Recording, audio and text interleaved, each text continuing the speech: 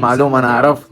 روحين بالظبط. صح كده. ايوه ايوه. البروحين ده دايما بيبقى في الحاجات اللي هي الاثنين سلندر، بس هو مش بروحين بمعنى فتحتين او بروحين، لا هو في زي جهاز صغير. تمام، الجهاز دوت بيخلي البنزين الرايح والراجع بتاعه اسهل واسرع بكتير. يعني حتى احنا لو دورنا اوريكم بس حاجه.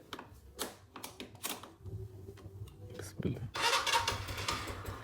احنا مدورين اهو سنه الموتوسيكل على طول على الصنانسين يعني، ما انا شايف بص بتاع صغير. بصوا ده معنى الكربوراتير البروحين. طبعا ما فيهوش خالص طبعا المشكله بتاعت الكربوراتير اللي كانت بتبقى موجوده في الفيستا. تمام. وفي حاجه تانية صغيره خالص الشركه دي عاملاها، الشركه حاطه الجهاز بتاع السرعه وكابل السرعه ورا مش قدام.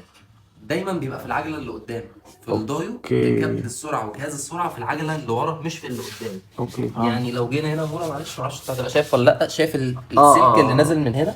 تعالى كده بصوا نازل من هنا.